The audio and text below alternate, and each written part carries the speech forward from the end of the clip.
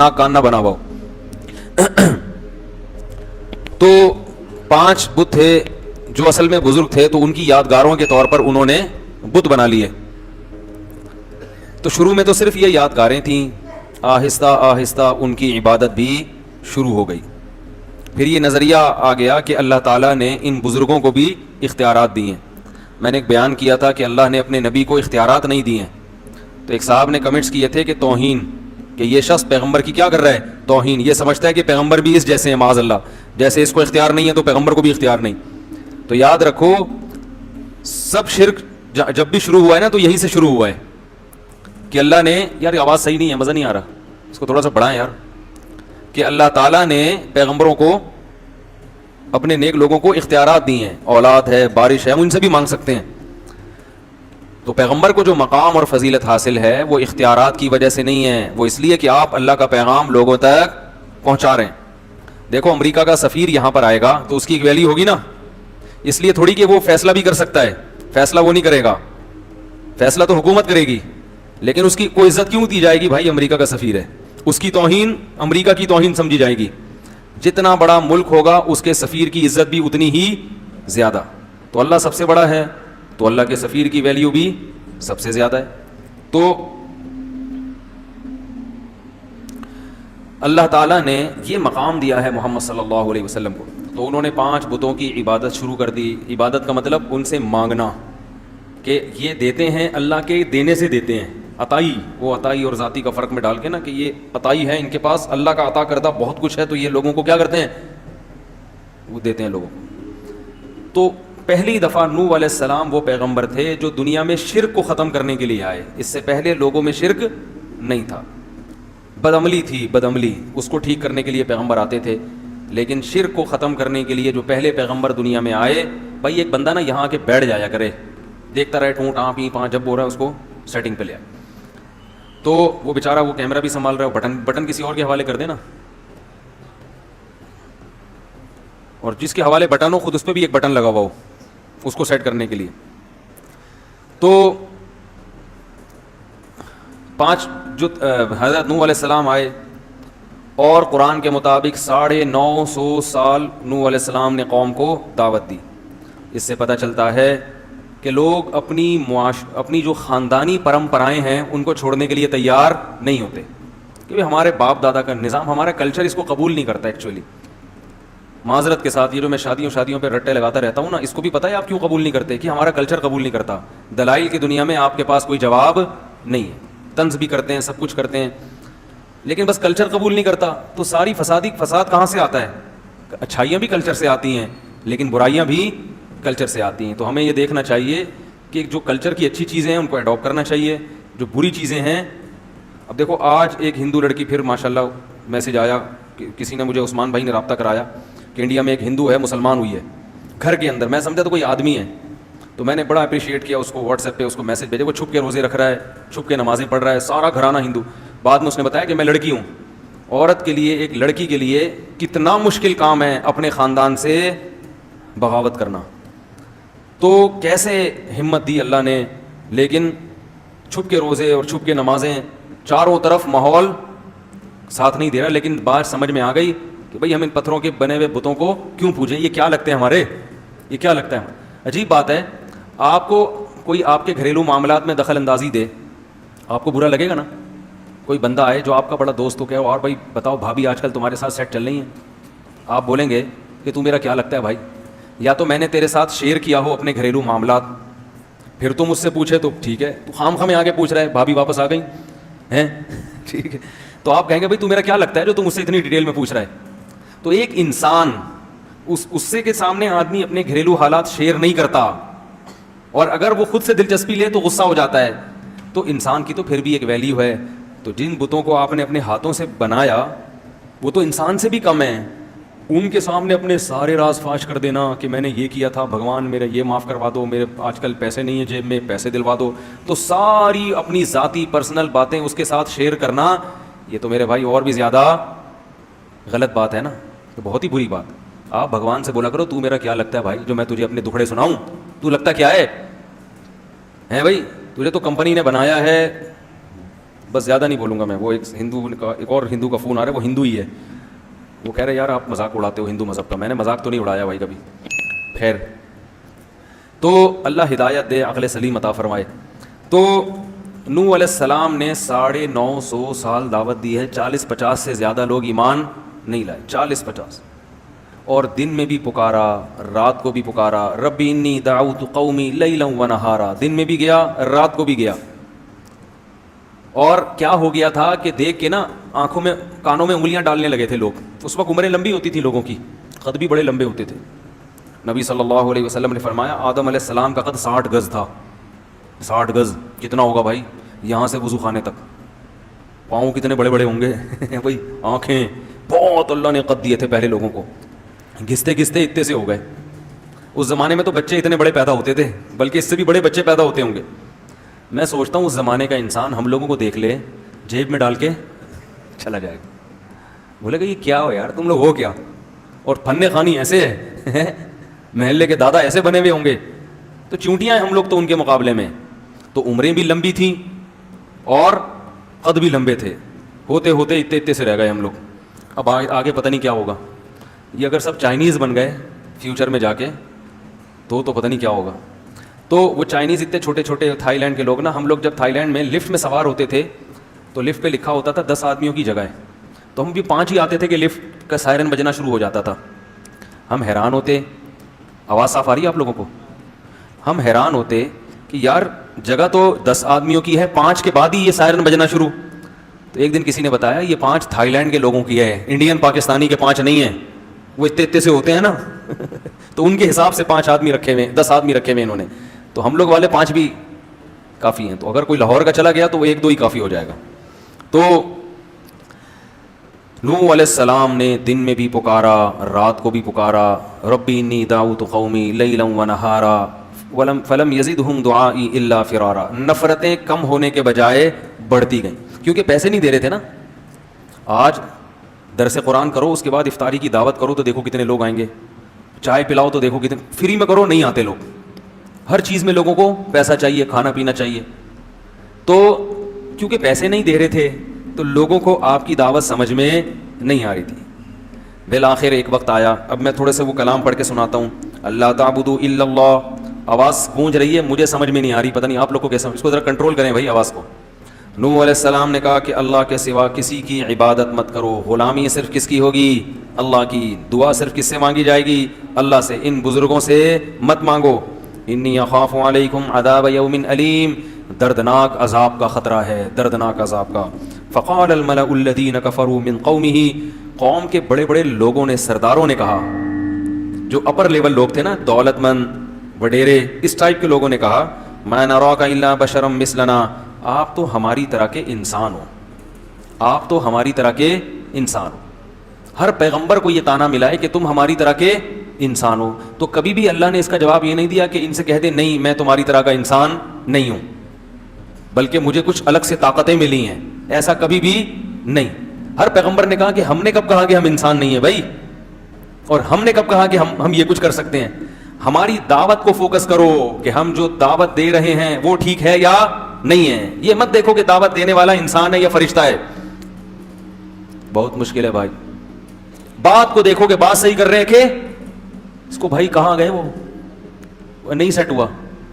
نہیں اتنی آواز گونج رہی ہے, میرے کان خراب ہو رہے ہیں. آواز آ رہی ہے نا, اب کچھ بہتر ہو گیا. تو دعوت کو دیکھو کہ دعوت صحیح ہے یا نہیں ہے. تو ما نراک الا بشرا مثلنا, کہ ہم سمجھتے ہیں کہ آپ ہماری طرح کے انسان, کھاتے ہو پیتے ہو, بیمار بھی ہوتے ہو, دوا کی بھی ضرورت.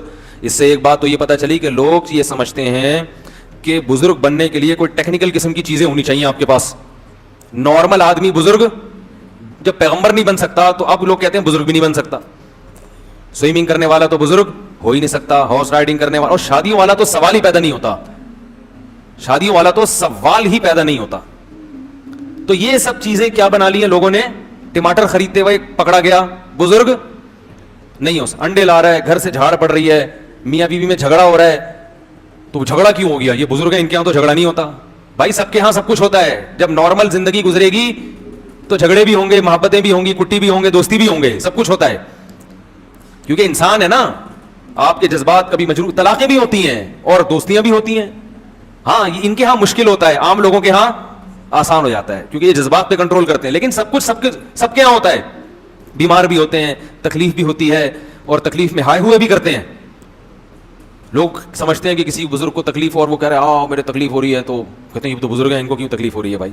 تو بزرگ ہیں بھائی, تکلیف بھی ہوگی اور شادی کا شوق بھی ہوگا شوق بھی ہوگا, کیونکہ آدمی پہلے ہیں, بزرگ بعد میں.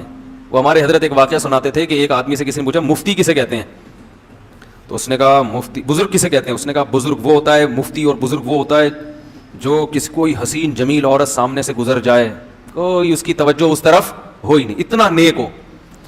تو بیچارہ دیہاتی تھا, اس نے بولا وہ خو اس کو تو ہمارے یہاں مخنث بولتے ہیں, ہجڑا بولتے ہیں اس کو ہمارے یہاں. اچھا اس کو یہ لوگ جنت میں جائیں گے, متقی اس کو بولتے ہیں. تو یہ تصور ہی غلط ہے. ہاں پرہیزگار اسے کہتے ہیں, دل تو انسان کا مائل ہوتا ہے, مگر وہ یہ دیکھتا ہے کہ یہاں دل کی خواہش پوری کرنا حلال ہے یا حرام. اگر حرام ہے قدم روک لے گا, اپنے نظریں جھکا لے گا. حلال ہے تو ظاہر ہے اللہ نے ایک چیز حلال کرا دی, لیکن رغبت ہی ختم ہو جائے تو یہ آدمی, متقی تو دور کی بات, یہ تو آدمی بھی, اس کو تو علاج کرانے کی ضرورت ہے. یہی حال عورت میں بھی ہے. عورت چاہے کتنی پرہیزگار ہو جائے, یہ میں اس لیے بہت اہمیت سے بیان کر رہا ہوں کہ آج والدین اپنی بچیوں کی احتیاط نہیں کرتے. وہ کہتے ہیں ہماری بچی تو بہت نیک ہے, لہذا اگر اس کا کوئی بوائے فرینڈ ہے یا اسکول میں یہ کو ایجوکیشن میں پڑھ رہی ہے یا اسے کوئی جوان قاری صاحب آ کے پڑھا کے چلے جاتے ہیں, ہمیں اپنے بچوں پہ پورا اعتماد ہے. ارے ہے تو لڑکی نا, وہ کوئی اور جنس تھوڑی بن گئی نا. اگر وہ لڑکی ہے, عورت ہے, تو اس کی مردوں کی طرف اٹریکشن ہوگی. کوئی بھی ہینڈسم اس کو نظر آئے گا, کوئی کسی کے بھی اسٹائل اچھے لگیں گے تو اس کی طبیعت اس کی طرف مائل ہوگی. اس کا تعلق نیک یا برے ہونے سے نہیں ہے, اس کا تعلق مرد اور عورت ہونے سے ہے. تو لہذا شریعت نے کیا کہا, نظر کی حفاظت. تبھی میں لوگوں کو بتاتا ہوں, کسی خاتون کو کسی عالم کا بیان سننے سے فتنہ پیدا ہو رہا ہے, بجائے اصلاح کے اس کی طرف طبیعت مائل ہو رہی ہے, عشق پیدا ہو رہا ہے, فوراً اس کے بیانات بند کر دے. یہ شیطان ہے جو دین کے لیبل سے کیا کر رہا ہے, گمراہ کر رہا ہے. فوراً اس کے بیانات سننا بند کر دے, کیونکہ وہ عشق پیدا ہوگا اور یہ عشق فائدے کے بجائے کیا پہنچائے گا, نقصان. پھر سننا درست نہیں ہے. ہمارے حضرت کے پاس ایک خاتون کا فون ہے, قاری صاحب تھے پنجاب کے, بڑی خوبصورت آواز تھی ان کی, لوگ تقریر سنتے تھے. تو ایک خاتون جو تھی ان کی آواز پہ لٹو ہو گئی. آڈیو کیسٹیں ہوتی تھی اس وقت, ویڈیو ہوتی بھی نہیں تھی. اب وہ خاتون تھیں, وہ نے حضرت کو فون کیا, میں پورا دن پوری رات انہی کے بیان سنتی رہتی ہوں میرے, اور وہ ظاہر ہے فیلنگ کچھ پیدا ہونا شروع ہو گئی. حضرت نے فرمایا آپ کے لیے ان کے بیان سننا جائز, کیونکہ معاملہ کسی اور طرف جا رہا ہے. تو مرد ہو یا عورت ہو بھائی, وہ ان کی جنس تھوڑی تبدیل ہوگی, تو اس لیے اپنی بچیوں کو بوائے فرینڈ سے بچائیں, ٹھیک ہے نا, لڑکوں کے ساتھ میل جول سے بچائیں. ہم نے بڑی بڑی نیک لڑکیاں بگڑتے ہوئے دیکھی ہیں, گھروں سے بھاگتے ہوئے دیکھی ہیں. ماں باپ اعتماد کرتے ہیں ہماری بچی ہمارا خون کبھی دھوکہ نہیں دے سکتا. وہ بھائی وہ کیوں نہیں دے سکتا دھوکہ یار, جب اس پہ عشق چڑھے گا, آپ پہ چڑھ جائے تو پھر آپ اپنے میاں کو دھوکہ دے کے بھاگ جاؤ گی. ہاں یہ عشق ایسی خطرناک چیز ہے. تو بچی پہ, وہ تو جوان ہے, اس پہ تو عشق چڑھنے کا زیادہ خطرہ ہے اور وہ گھر سے بھاگنے کا خطرہ ہے. تو اپنے آپ کو بھی خود بچائیں ان فتنوں سے, اور اپنے گھر کی مستورات کو بھی بچائیں, ان کی خود نگرانی کریں. واٹس ایپ, فیس بک, ان کے جہاں فائدے ہیں وہاں نقصانات بھی بہت ہیں.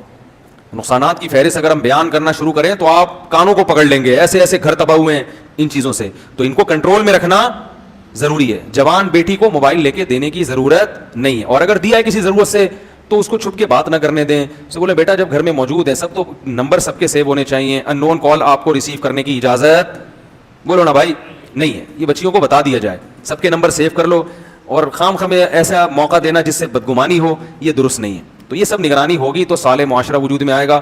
بے لگام چھوڑ دیا کہ ہم سب نیک ہیں, تو شیطان کس لیے بنا ہے بھائی, ہیں سارے ہی نیک ہو تو جہنم میں کون جائے گا, ہیں ویسے ہی 4 آدمی, چلیں چھوڑیں وہ پھر زیادہ ہو جائے گا.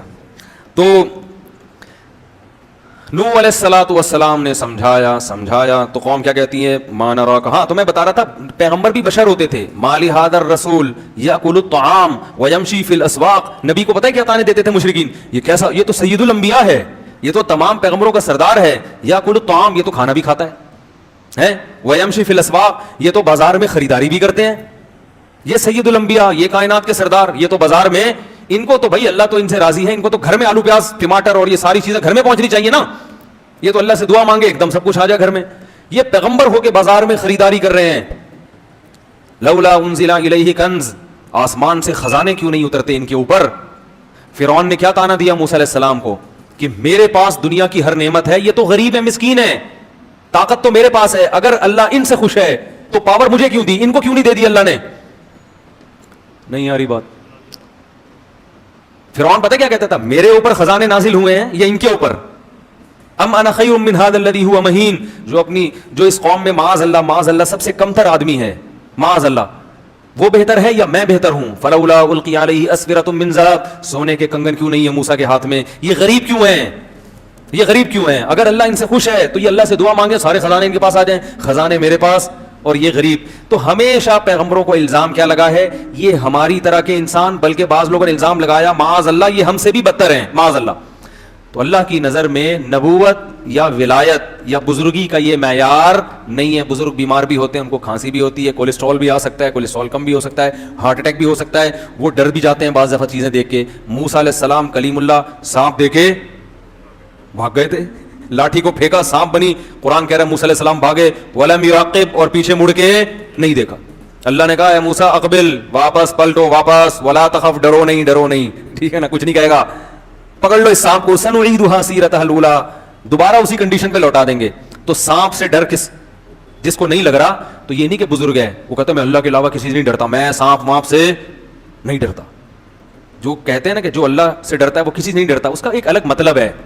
اس کا یہ مطلب نہیں ہے کہ ظاہری لحاظ سے کسی سے ڈرتا ہی نہیں ہے. ایک دفعہ کسی نے مجھے کہا یار وہ نماز پڑھ رہے تھے, بم پھٹا, وہ بھاگ گئے. ایک صاحب جو ہے نا, یہ تو ان کی نمازوں کا حال ہے. تو میں نے کہا بہت اچھا کیا بم پھٹا, بھاگ گئے, ورنہ خود پھٹ جاتے تھوڑی دیر میں.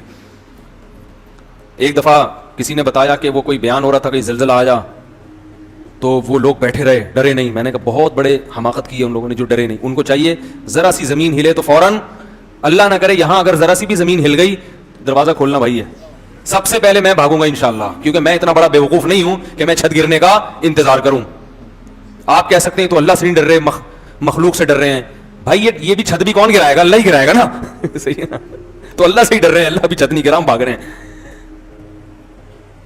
تو اللہ تعالیٰ ہاں یہ کہہ سکتے ہیں بھائی موت تو ایک دن آنی ہے, تو اگر ہمیں پتہ چل جائے نا اس ٹائم پہ آنی ہے, پھر ہم چھت گرنے کا انتظار کر لیں گے. ہمیں تھوڑی پتہ ہے کب آنی ہے.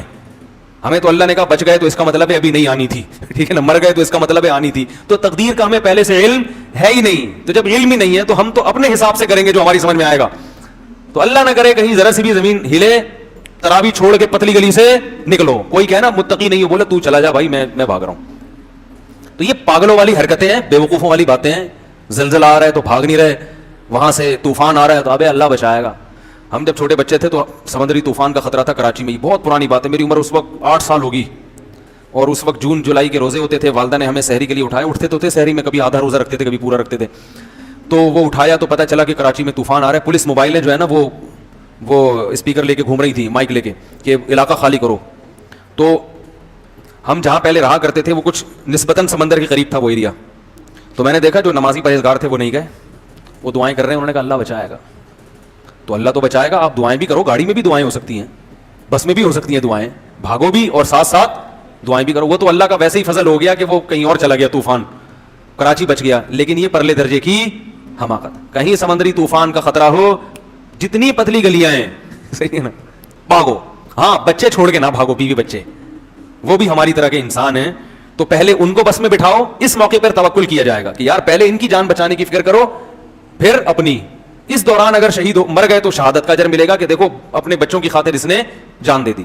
ایسا نہ بھاگو کہ ان کو چھوڑا اور نکل لیے, پہلے ان کو سیف سائڈ, پھر خود نکلو وہاں سے, لیکن نکلو ضرور. تو یہ بزرگی کی, تقوی کی جو عجیب سی ہم لوگوں نے, وہ ملا نصیر الدین کے واقعات بڑے مشہور ہیں نا, وہ بڑے ہوشیار آدمی تھے. ایک دن ایک آدمی جو تھا وہ بارش میں چھتری لے کے جا رہا تھا. ملا نے کہا بتاؤ, ملا نصیر نے کہا بتاؤ بارش اللہ کی نعمت ہے یا نہیں؟ اس نے کہا ہے. اس نے کہا اللہ کی نعمت سے جان چھڑا رہے ہو یار تم, ہے جگہ جگہ قرآن میں اللہ نے کہا ہے کہ یہ بارش کیا ہے, اللہ کی نعمت. اللہ نعمت دے رہا ہے اور تم اپنے آپ کو بچا رہے ہو. بیچارہ شرمندہ ہوا, چھتری ہٹا دی اس نے, ساتھوں مسلمان, اب بھیگتا ہوا جا رہا ہے, ٹٹرتا ہوا نا, بخار ہو گیا. اگلے دن پھر بارش ہوئی تو ملا صاحب چھتری لے کے جا رہے ہیں. اس نے بولا یہ تو اللہ کی رحمت ہے, بچ کیوں رہے ہو؟ اس نے کہا میں گناہ گار, اللہ کی اس رحمت کو اپنے پاؤں سے روندوں یہ مجھ سے برداشت نہیں ہوتا. یہ پانی میرے پاؤں کے نیچے آ کے گرے ہیں, میں گناہ گار, ایسا گناہ گار, میں اس نعمت کا مستحق کہاں اس نعمت, ایسے کر کے 1.5 ہوشیاری. تو یہ جو استثناء کے تقوی کی ترغیب دیتے ہیں نا آپ کو, یہ خود بڑے 1.5 ہوشیار ہوتے ہیں, ٹھیک ہے نا. جیسے ہی زلزلہ آئے گا سب سے پہلے یہ فرار ہوں گے. تو اللہ نہ کرے کہیں زلزلہ آئے, ذرا سا بھی جھٹکا ہو, فوراً لازم ہے گھر سے باہر نکل کے گلی میں آ جاؤ. اس میں فنٹر گیری, وہاں کھڑے ہو کر دعائیں مانگو, چلتے ہوئے بھی ذکر کرو, اور بچوں کو بھی نکالو اپنے, اور اس میں بہت احتیاط کی ضرورت ہے ان چیزوں میں. خیر, نبی نے فرمایا جب نماز پڑھ رہے ہو اور سانپ نظر آئے تو آپ نے فرمایا نماز چھوڑ کے پہلے کیا کرو, سانپ کو مارو. ایسا بھی ہوتا ہے نماز پڑھ رہے ہیں گاؤں دیہات میں نا, بڑے خوش سانپ نظر آیا, اب وہ سانپ سب کے تقوی کا امتحان لے رہا ہوتا ہے. وہ سانپ جو ہے نا تقوی کا کیا لے رہا ہوتا ہے, دیکھوں کون نماز توڑتا ہے, کیونکہ وہ سمجھتے ہیں کہ جو توڑے گا وہ تقوی کے خلاف. تو توڑ دو بھائی. نماز کے دوران کوئی بیمار ہو کے گر جائے تو نماز توڑ کے اس کو اٹھا کے فوراً ہاسپٹل لے کے جاؤ. تو یہ بھی ہونا چاہیے کہ فوراً نماز توڑ کے بھائی اس کو ہاسپٹل لے کے جاؤ. کوئی بھی مسئلہ ہو, نماز کے دوران کوئی دہشت گردی کا خطرہ ہو, خدا نخواستہ کوئی آپ کو مشکوک آدمی نظر آیا, نماز توڑ کے فوراً اس کو پکڑو پہلے جا کے. سمجھ رہے ہیں, امام کو نظر آیا کوئی مشکوک آدمی محراب میں, بالفرض امام کو چاہیے فوراً پتلی گلی سے نکل جائے. تو یہ سب چیزیں ہمارے دین اور مذہب کا حصہ ہیں, ایسی احتیاطی تدابیر اختیار کرنا. اچھا میرے بھائی, تو وہ کیا کہنے لگے, ہماری طرح کے انسان ہیں, اور وما نراک تبعک الا الذین هم ارادلنا بادی الرائے. دوسری بات یہ, آپ کو جو فالو کرنے والے لوگ ہیں نا وہ بھی قوم کے پست ترین لوگ ہیں, غریب لوگ. جیسے میں نے اس دن بیان میں بتایا تھا نا تفصیل سے کہ زیادہ تر دین کی دعوت کو کون لبیک کہتا ہے, غریب مسکین زیادہ ہمیشہ پہل وہی کرتے ہیں. تو آپ کے پاس جو بیٹھنے والے لوگ ہیں وہ کیا ہیں, غریب مسکین. دوسری جگہ انہوں نے کہا ان کو ہٹاؤ تو پھر ہم آئیں گے. تو نوح علیہ السلام نے کہا یا قوم ارأیتم ان کنت علی بینۃ من ربی, بتاؤ میں اپنے رب کی طرف سے مضبوط دلیل پر ہوں, میں جو باتیں کرتا ہوں ان باتوں پہ بتاؤ کہ اعتراض ہے یا نہیں ہے, وہ دلیل کے لحاظ سے درست ہیں یا نہیں. یہ کہ میں بھی کھاتا ہوں, میں بھی پیتا ہوں, میں بھی بیمار ہوتا ہوں اور یہ غریب لوگ میرے پاس, یہ کوئی دلیل نہیں ہے. انلزمکموها وانتم لها کارہون ویا قوم لا اسألکم علیہ مالا, اے میری قوم میں اس تبلیغ پر تم سے پیسے نہیں لے رہا. پوری قوم کی مخالفت مول لے کر 900 سال ہو گئے مخالفت کی ہے, تو یہ بھی تو میرے برحق ہونے کی علامت ہے. مجھے کیا مل رہا ہے اس سے, 900 سال کا عرصہ ہو گیا اور میں تم سے کوئی اجر نہیں لے رہا, پوری قوم سے میں نے ٹکر لی ہوئی ہے. وما انا بطارد الذین آمنوا, رہا یہ مسئلہ کہ ان غریبوں کو اپنی مجلس سے نکال دوں, تو ما انا بطارد, یہ میرے لیے ممکن نہیں ہے, یہ نہیں ہو سکتا. چاہے سارے کافر ہو کے مر جاؤ, جو ایمان لانے والا ہے اس کو میں اپنی مجلس سے نکال دوں غریب یا مسکین ہونے کی بیس پہ, یہ میرے لیے ممکن نہیں ہے. انہم ملاقو ربہم, یہ بھی کل اپنے رب سے ملاقات کریں گے. ان کے اعمال کا بھی ان کو بدلہ دیا جائے گا, تمہارے اعمال کا بھی تم کو بدلہ دیا جائے گا. اللہ کی نظر میں امیر اور غریب کا فرق نہیں ہے. اور آگے کہنے لگے من ینصرنی من اللہ ان طردتہم, اگر میں نے ان کو دھتکار دیا, مجلس سے منع کر دیا, تو بتاؤ تم اللہ کے عذاب سے مجھے بچا سکتے ہو؟ پھر اگر گارنٹی دو, ٹھیک ہے نا, پھر میں اللہ سے پوچھوں گا کہ یہ بچا سکتے ہیں, تو اللہ بتائے گا ہاں بچا سکتے ہیں, تو ٹھیک ہے. کون بچائے گا بھائی مجھے؟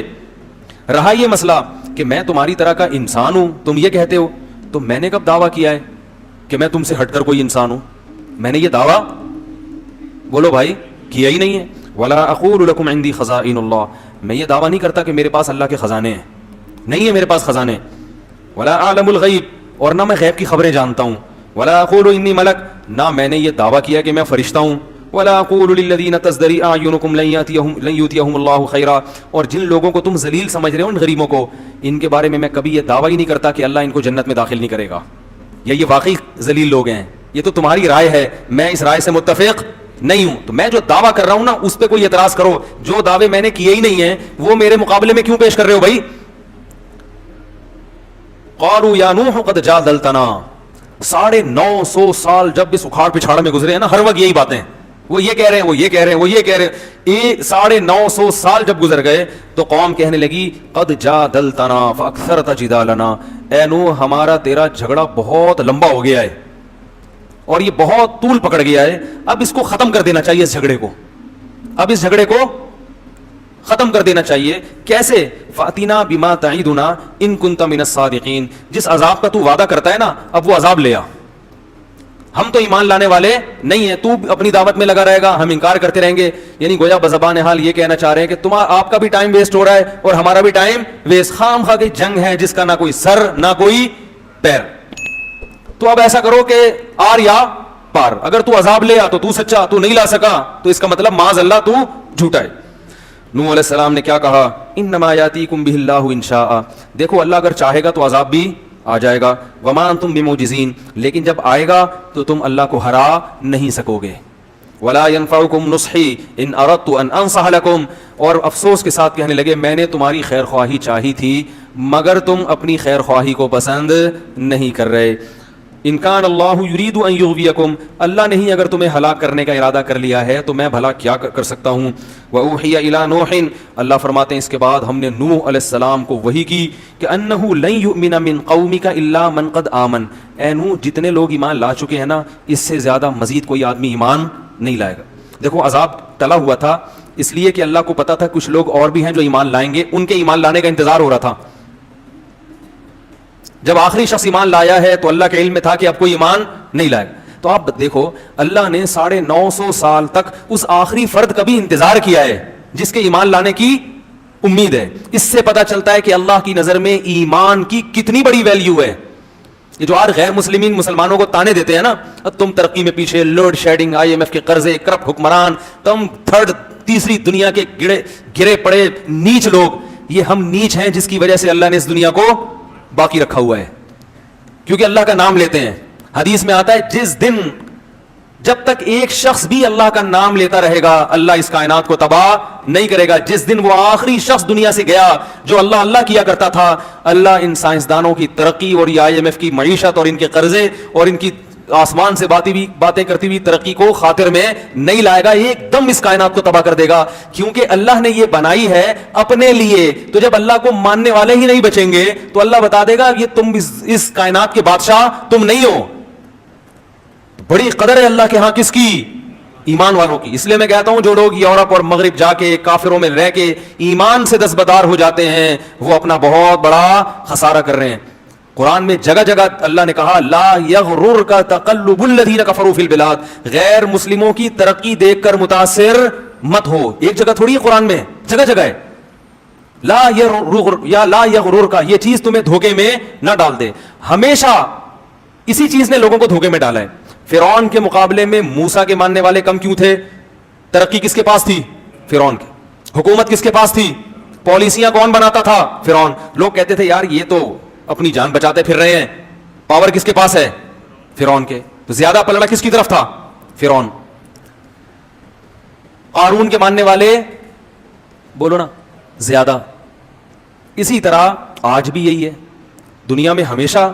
اور اللہ نے کیا فرمایا ایک اور جگہ پہ سورہ زخرف میں, فرمایا کہ اگر ہمیں یہ خطرہ نہ ہوتا کہ ایمان والے سارے ہی کافر نہ ہو جائیں تو ہم کافروں کو اس سے بھی زیادہ نوازتے جتنا ہم نے اب نوازا ہوا ہے. وَلَوْلَا أَن يَكُونَ النَّاسُ أُمَّةً وَاحِدَةً, سورہ زخرف دیکھیں کہ اگر یہ خطرہ نہ ہوتا کہ یہ جتنے مسلمان ہیں سارے کافر ہو جائیں گے, یعنی بڑی آزمائش میں پڑ جائیں گے, تو پھر ہم کیا کرتے ہیں لَجَعَلْنَا لِمَن يَكْفُرُ بِالرَّحْمَنِ, جو لوگ رحمان کا انکار کرتے ہیں, اللہ کو نہیں مانتے, اللہ کی نہیں مانتے, تو ہم کیا کرتے لِبُيُوتِهِمْ سُقُفًا مِّن فِضَّةٍ, ان کے گھروں کی چھتیں چاندی کی ہوتی. لِبُيُوتِهِمْ سُقُفًا مِّن فِضَّةٍ وَمَعَارِجَ عَلَيْهَا يَظْهَرُونَ, ان کے گھروں کی سیڑھیاں چاندی کی ہوتی. وَزُخْرُفًا, کسی کی چاندی کی اور کسی کی سونے کی ہوتی. اور کیا لِبُيُوتِهِمْ سُقُفًا مِّن فِضَّةٍ وَمَعَارِجَ عَلَيْهَا يَظْهَرُونَ وَلِبُيُوتِهِمْ أَبْوَابًا, ان کے گھروں کے دروازے سونے اور چاندی کے ہوتے. اتنی دولت دیتے مگر پھر آزمائش مسلمانوں کے لیے, اور پھر تو اور نیک لوگوں کو تانے ملتے ہیں ابے تمہارے پاس ہے کیا, ابے تمہارے تو پلاسٹک کے لوٹے تمہارے ٹوٹے ہوئے ہوتے ہیں, تمہارے یہاں تو پانی کا انتظام نہیں ہے. اگر یہ اسلام برحق دین ہوتا تو مسلمان اتنا دنیا میں پٹتے کیوں, ساری ترقی تو وہ لے گئے, تم کیا کر رہے ہو. اتنے تانے ملتے کہ یہ جو تھوڑے بہت لوڈ شیڈنگ کے ستائے ہوئے لوگ اور کرپٹ حکمرانوں کے ستائے ہوئے لوگ یہ اور زیادہ ایمان سے دور ہو جاتے. تو اللہ کرواتے ہیں کہ ابھی اتنا نہیں دیا جتنا ہم دینا چاہتے تھے. وجہ کیا ہے کہ ان کے لیے آخرت میں کچھ بھی نہیں ہے, کیونکہ اللہ کو نہیں مانتے, آخرت میں کچھ نہیں ہے ان کے لیے. اس کی مثال بالکل ایسے ہے کہ ایک باپ کے دو بیٹے ہوں, ایک فرما بردار اور ایک نافرمان. باپ کی اربوں خربوں کی جائیداد ہے, اربوں خربوں کی جائیداد ہے باپ کی, لیکن باپ کیا کر رہا ہے کہ ایک بیٹا جو نہیں مانتا اس کو پیسے دیتا ہے جیب خرچی, اور جو بیٹا مان کے چلتا ہے اس کو زیادہ لفٹ نہیں کراتا, اس کو صرف گٹکے کے 5 روپے 20 روپے یہ پکڑا دیا, سگریٹ اور رکشے کا کرایہ دے دیا, اس سے زیادہ نہیں. اب کوئی محلے والا آئے بولے یار یہ آپ کی مانتا نہیں ہے, اس کو تو آپ جیب خرچی دے رہے ہو اور وہ کچھ بھی نہیں مانتا, وہ آپ کی اتنی فرما برداری کرتا ہے. تو باپ جواب میں کہتا ہے بھائی پوری پراپرٹی اس کے نام کر چکا ہوں میں, اس کے لیے کچھ بھی نہیں چھوڑا, تو بس اس کو تھوڑا بہت دے رہا ہوں. اس کو اس لیے نہیں دے رہا کہ میرے مرنے کے بعد ساری پراپرٹی کس کی ہے, اس کی, اس کو تو آپ کر چکا ہوں میں. تو اللہ تعالیٰ نے جو اللہ کو نہیں مانتے آخرت سے ان کو آگ کر دیا ہے, کچھ نہیں ملے گا. مثل الذین کفروا بربہم, جو لوگ اپنے رب کا انکار کرتے ہیں, اعمالہم کرماد, ان کے عمل کی مثال راکھ کے ڈھیر کی طرح ہے, راکھ کا پہاڑ. بجری کی ریت تھوڑی سی بھی ہونا وزن ہوگا, اور راکھ کا پورا پہاڑ ہو پھونک مارو اڑ جائے گا. تو دیکھنے میں بہت ہے, وزن میں زیرو. تو غیر مسلم کا عمل یا اس کی اچھائی دیکھنے میں بہت اچھی ہوتی ہے. اتنے ٹرسٹ چلا رہے ہیں, کتنے اچھے اخلاق سے بات کرتے ہیں, ہر بات سے پہلے بھی تھینک یو اور بات کے آخر میں بھی تھینک یو. ایکسکیوز کیے بغیر کوئی بات کرتے نہیں ہیں, پلیز کے بغیر بات کرنے کا رواج ہے ہی نہیں. ہمارے ہاں بات کے سے پہلے بھی احتیاطاً گالی, اور درمیان میں بھی گالی, اور بات ختم کرنے کے بعد ایک ٹھڈا, اور اس کے بعد احتیاطاً ایک گالی. اگر کوئی بڑا آفیسر بات کر رہا ہو نا, پولیس والا بات کر رہا ہو, یہی ہوتا ہے نا. تو کتنے اچھے اخلاق, تھینک یو, اور ہر بات میں تھوڑا سا باہر بھی سفر ہوا نا, واقعی اخلاق کم از کم بات کرنے کی تمیز ہے, اور ہمارے یہاں پبلک کو بات کرنے کی تمیز نہیں. ایئر لائن میں پتہ چل جاتا ہے, جہازوں میں سفر کرو نا, کسی غیر مسلم ملک کا جہاز ہوگا, عجیب ہی ہے, بٹن دباؤ سارے کام ہو رہے ہیں. اپنے ملک کے جہاز میں بیٹھو, بٹن دباؤ, کوئی بندہ ہی نہیں آتا, آئے گا تو بھول جائے گا. میں نے بٹن دبایا, پانی منگوایا, میں نے لیا بھائی پانی, کہہ رہا اچھا, پھر آیا ہی نہیں. کراچی جب میں اترنے لگا, اس نے کہا مجھے یاد ہے آپ نے پانی منگوایا تھا, میں ذرا بھول گیا. ہم نے کوئی بات نہیں, کیا بگاڑ سکتے ہیں بھائی, کیا بگاڑ سکتے ہیں. تو لیکن اللہ کیا کہہ رہا ہے, اعمالہم کرامات, راکھ کے ڈھیر. کیونکہ ایک جرم اتنا بڑا انہوں نے کر لیا کہ اس جرم کا وزن ان کی نیکیوں کو کھا جائے گا. جیسے گھر میں بچے ہوں, بیٹا باپ کی نافرمانی کرتا ہو, مانتا نہیں ہو, لیکن مانتا ہو کہ ابا بہرحال میرا یہی ہے. دوسرا بیٹا بڑا فرمانبردار ہے, لیکن جب اس سے پوچھو کہ ابا کی ماننی چاہیے کہ ماننی تو نہیں چاہیے, میں تو ویسے ہی مان رہا ہوں, یہ ابا میرا ہے, پہلے تو ڈی این اے سے ثابت تو کرو میرا ابا بھی ہے. تو وہ نافرمان سے ابا پھر بھی محبت کرے گا, اور جو ابا کے ابا ہونے کا انکار کر دے اس کو کہے گا بھائی تو بہت اچھا ہوگا گھر سے باہر, یہاں نہیں ہے تو جا کسی اور سے مانگ جا کے, باپ تو مانو نا مجھے پہلے. تو اللہ کہتے ہیں مجھے تو مانتے ہی نہیں ہیں, ان کی اسمبلیوں میں میرا نام نہیں لیا جاتا کہ اللہ کی کیا قانون ہے, اور نہ یہ مانتے کہ میں بنانے والا ہوں, اور اگر کوئی مانتا ہے کہ بنانے والا تو پھر میری کچھ ماننے کے لیے تیار نہیں. مسلمان کم از کم گناہ کرتا بھی ہے تو اس کے سامنے روتا بھی تو ہے نا کہ غلطی ہو گئی معاف کر دے, یہ تو روتے بھی نہیں ہیں, روتے بھی نہیں, اکڑتے ہیں, بحث کرتے ہیں. اس لیے ایمان سب سے بڑی نعمت ہے. تو 950 سال اللہ انتظار کرتے رہے کہ کسی ایک کافر کے دل میں بھی ذرا سی لچک ہے, اللہ کو پتا تھا یہ آئے گا آئے گا, آ گیا. جب وہ آخری شخص آیا ہے, اللہ نے کہا اب کوئی مزید نہیں آئے گا. اب ان کو زندہ رکھنے کا نقصان یہ ہے, ولا یلد الا فاجرا کفارا, یہ ایسی اولادیں پیدا کریں گی جو جہنم کی آگ کا ایندھن بنیں گی. ایسی اولادیں پیدا کرنے کے لیے ان کو دنیا میں چھوڑنا یہ انسانیت پہ رحم نہیں ہے. ان کی اولادیں بھی ایسے ہی نکلیں گی. تو کیسا اللہ نے ایمان کی قدر کی, اور یہی نبی صلی اللہ علیہ وسلم کو بھی حکم دیا. جب مشرکین نے کچھ صحابہ کو لے جا کے قتل کر دیا نا, آپ صلی اللہ علیہ وسلم بہت غضبناک ہوئے, اور کچھ قبیلوں کے لیے آپ صلی اللہ علیہ وسلم بد دعائیں مانگنے لگے, فجر کی نماز میں قنوت نازلہ پڑھنے لگے. تو اللہ نے قرآن میں آیتیں نازل کی, لیس لک من الامر شیء او یتوب علیہم او یعذبہم, اے نبی آپ ان کے لیے بد دعا نہ کریں, کیونکہ ان میں کچھ ایسے لوگ ہیں جن کو توبہ کی توفیق ملنے والی ہے. کچھ ایسے ہیں جن کو توبہ کی توفیق اللہ کے علم میں ہے کہ وہ ایمان قبول کر لیں گے. تو اللہ نبی کی بد دعاؤں کو ان کی طرف پھیرنا نہیں چاہتے. ابو سفیان مسلمان ہو گئے تھے, ابو جہل کے بیٹے اکرمہ, نبی تو سب کے لیے بد دعا کر رہے تھے نا, جب بہت ستایا تھا انہوں نے, اور فرمایا کچھ ایسے ہیں جو ایمان قبول نہیں کریں گے تو اللہ ان کو خود عذاب دے دے گا. لیکن اس کے چکر میں ان لوگوں کو بھی بد دعائیں لگ رہی ہیں جن کی قسمت میں ایمان لکھا ہوا ہے. تو ایمان اتنی بڑی نعمت ہے, اتنی بڑی نعمت. تو 40 45 یا 50 لوگ ایمان لائے, اور جب وہ آخری شخص ایمان لایا ہے, اللہ نے کہا اے نوح اب یہ لوگ ایمان نہیں لائیں گے. لن یؤمن من قومک الا من قد آمن فلا تبتئس بما كانوا يفعلون. اب کروں کیا ہے اللہ میں؟ نوح علیہ السلام کو اللہ نے حکم دیا, پیغمبر کو خود نہیں پتا ہوتا کہ اب ہوگا کیا, ہر چیز اللہ سے پوچھ رہے ہیں, غیب کا علم نہیں ہوتا. اللہ نے کہا وصنع الفلک, کشتی بنا. صناعت عمل کا لفظ نہیں ہے, صنعت کہتے ہیں بڑی محنت سے, کاریگری سے کوئی چیز بنانا. کشتی بنا بِأَعْيُنِنَا, ہماری نظروں کے سامنے, ہماری آنکھوں کے سامنے, یعنی بالکل ہماری نگرانی میں ہم بتائیں گے کون سا پھٹا کہاں جوڑنا, کیونکہ نوح علیہ السلام کو کشتی بنانا تھوڑی جانتے تھے. ہم بتائیں گے کون سی کیل کہاں ٹھوکنی ہے, کتنا بڑا پھٹا لانا ہے, اس کا سائز کتنا ہوگا, کیونکہ ہمیں پتا ہے کہ کیسا پانی آنے والا ہے. وَوَحْيِنَا وَلَا تُخَاطِبْنِي فِي الَّذِينَ ظَلَمُوا, اور اب ان ظالموں کے بارے میں مجھ سے کلام بھی مت کرنا. ایسا نہ ہو کہ آپ کو ان پہ ترس آنا شروع ہو جائے اور آپ کہیں کہ اللہ مزید مہلت دے دو. آپ کو اب ان کے حق میں دعا کرنے کی اجازت نہیں ہے. انہم مغرقون، یہ سب کے سب غرق ہوں گے اور اللہ نے ان کے غرق ہونے کا فیصلہ کر لیا ہے. یہ واقعہ تو قرآن میں بھی ہے، اس کو یہودی بھی مانتے ہیں اور اس کو عیسائی. یہ دنیا میں اتنا بڑا واقعہ ہوا تھا کہ تمام آسمانی کتابیں یا کوئی ایسی تاریخی ورق جو اس زمانے سے چلا آ رہا ہے، ان تمام کتابوں میں، صحیفوں میں یہ واقعہ موجود ہے. آج بھی تورات میں بھی ہے اور انجیل میں بھی ہے. تھوڑی سی انہوں نے تبدیلی تو کر لی، مگر اس طوفان کا اور اس بارش کا اور پوری دنیا کے انسانوں کا تباہ ہونا یہ تمام کتابوں میں لکھا ہوا ہے. تو اللہ نے فرمایا وَيَصْنَعُ الْفُلْكَ، نوح علیہ السلام کشتی تیار کر رہے تھے. وَكُلَّمَا مَرَّ عَلَيْهِ مَلَأٌ مِّن قَوْمِهِ، جب بھی قوم کے وڈیرے اور سردار لوگ گزرتے، سخروا منہ، مذاق اڑاتے کہ پانی دور دور تک نہیں ہے، نہ کوئی دریا ہے. کشتیاں تیار بھی ہوتی ہیں تو دریا کے کنارے، تاکہ وہیں دھکا دے کے پانی میں لے جائیں. یہ تو دور تک نہ کوئی دریا ہے نہ بارش ہے، اور بارش بھی ہوتی ہے تو اتنا پانی تھوڑی ہوتا ہے کہ کشتیاں تیار کرنی پڑیں. تو مذاق اڑانے لگے. قال ان تسخروا منا، نوح علیہ السلام نے کہا اگر آج تم ہمارا مذاق اڑا رہے ہو، فإنا نسخر منکم، ان قریب ہم تمہارا مذاق اڑائیں گے. کہ کیسی تمہیں دعوت دی، کس رب کی طرف بلایا، دلائل کے انبار لگا دیے، مگر ماننے کے لیے تیار نہیں. کما تسخرون، جیسے تم مذاق اڑا رہے ہو، ان قریب ہم تمہارا مذاق اڑائیں گے. فسوف تعلمون، ان قریب تمہیں پتہ چل جائے گا. من یاتیہ عذاب یخزیہ، کون ہے جس پر ذلیل کرنے والا عذاب آئے گا اور ہمیشگی کا عذاب کس پر آنے والا ہے. حتی اذا جاء امرنا، قرآن کہتا ہے یہاں تک کہ جب ہمارا حکم آ پہنچا. کشتیاں تیار ہو رہی، کشتی تیار ہو رہی ہے. جب بن کے مکمل ہو گئی، اللہ فرماتے ہیں وفارت التنور، اور زمین کی دراڑوں سے پانی نکلنا شروع. زمین کے جو سوتے ہوتے ہیں نا جہاں بھی، اس سے پانی نکلنا شروع. قرآن کے ایک جگہ آتا ہے کہ ہم نے آسمان کے بند بھی کھول دیے اور زمین کے بند بھی. زمین سے بھی پانی نکلنا شروع اور آسمان سے بھی پانی، بہت تیز پانی برسنا شروع.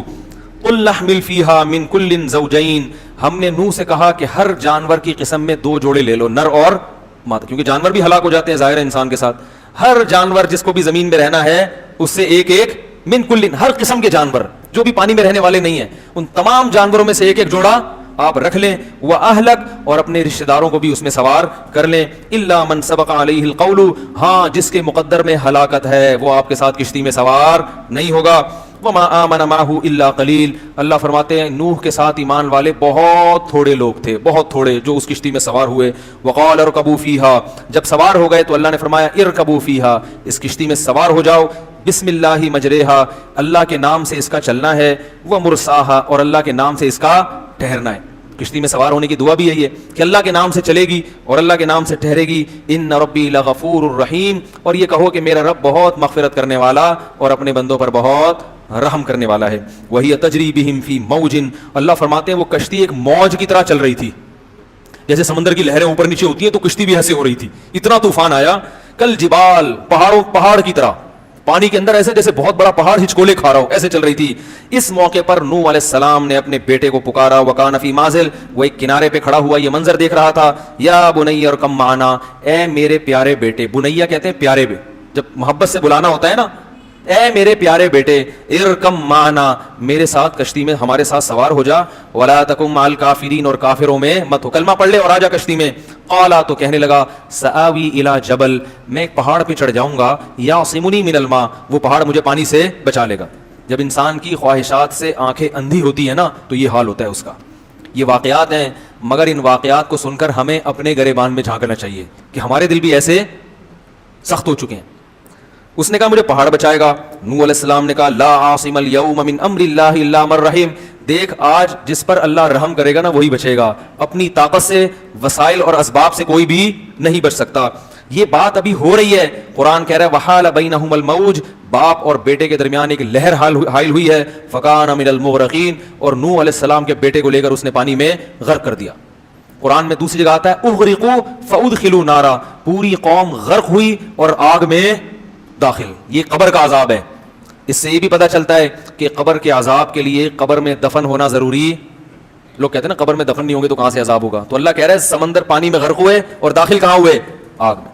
آپ ایئر کنڈیشن کمرے میں سو رہے ہو اور خواب میں آگ میں جل سکتے ہو کہ نہیں جل سکتے؟ تو خواب کی مثال بھی، برزخ کی مثال بھی خواب کی طرح ہے. تو برزخ جب پانی میں مرتا ہے نا انسان تو کسی اور جہاں میں پہنچ جاتا ہے، وہاں آگ بھی ہے اور جنت کا باغ بھی ہے وہاں پہ. جب یہ وہ بیٹا بھی ہلاک ہوا تو سب ہلاک ہو گئے. قیل یا ارض ابلعی ماءکی، اللہ فرماتے ہیں ہم نے زمین کو کہا اے زمین اپنے پانی کو نگل لے. کیا عجیب بلاغت ہے. یہ نہیں کہا کہ جذب کر لے, یہ قرآن نگلنے کے لفظ سے بتا رہا ہے کہ اتنا پانی تھا کہ اگر جذب ہونا شروع ہوتا تو صدیاں گزر جاتی, بہت وقت گزر جاتا, وہ پانی ختم نہ ہوتا. اللہ کہہ رہے ہیں نگل. جیسے ایک پانی پینے کا طریقہ ہوتا ہے, بھائی آپ چوس چوس کے گھونٹ بھر بھر کے پیتے ہو, اور ایک ہوتا ہے کہتے ہیں نا بس کڑوی چیز ہے ایک ہی گھونٹ میں نگل لو. تو اللہ نے فرمایا نگل, کھینچ اس پانی کو, زور لگا, تاکہ نوح علیہ السلام خشکی پہ اترنے کے قابل بن جائیں. ایسا نہ ہو یہ کئی سال اسی میں پڑے